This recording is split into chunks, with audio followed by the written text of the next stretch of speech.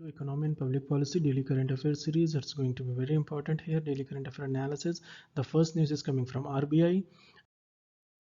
Let's understand it. The RBI says in its annual report 2019-20 that is still a long way from recovery in Indian economies. Every sector economic contraction may prolong in Q2 as per RBI annual report, and they have said private consumption as a feel-good factor for themselves and in turn for the economy, that private consumption is likely to rebound, and they are hoping that they might do something with the taxes, they might something initiatives, they invite foreign corporations, and the festive season. So they are hoping, but I don't know how this will materialize into it, because definitely there has to be a rebound in the economy. But right now, as Paul Krugman has said, that most of the countries are having struggling. Their interest payments due $130 billion of 100 odd countries. So either they were going for debt or they are going for taxes. So debt is an easier way. So government, and moreover there is a disinvestment news in the next news itself. So economic contraction is long, but RBI is hopeful, and let's see. And they have asked to withdraw the stimulus, but the ministry is saying that they are going to come up with another package once the COVID is there, and no one has a clue how long it is going to last. And second important news is they have extended the deadline. Disinvestment is on the big agenda for the government last few years, and they have missed their targets by huge margin. And I have covered a series on this as Maharaja sell-off at the starting, and January 7 27 was the first time it initiated this process.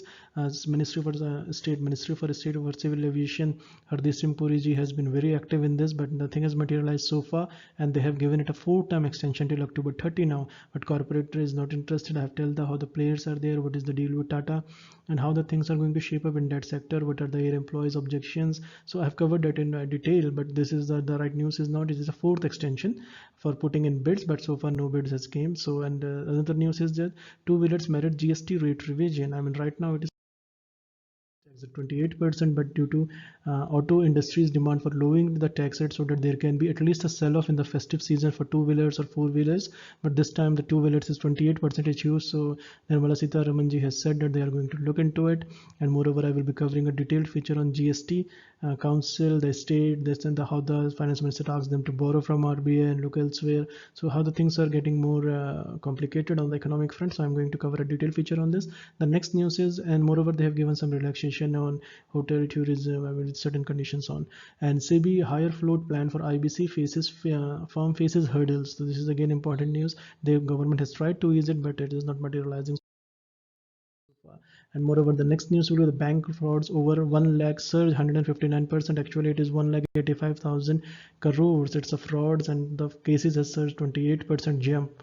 So this is huge. I've covered a detailed feature on this, how they have made into it 100 number of cases with the RBI early warning systems, the forensic audit, everything I have covered in that lectures. Kindly listen to it. And the next news will be coming next. It is Vineet Karnik, business head for entertainment, sports and live events, Group M. They have said this is going the biggest ever IPL, 530 million viewers on TV, few hundred millions more online, ratings will be good, etc., etc. Again, this is a feel-good factor till the event actually occurs. Then we will see that how it is going to take away under COVID. The next, so we have the next part will be covering a lot more things. Thank you so much for listening. Have a nice day.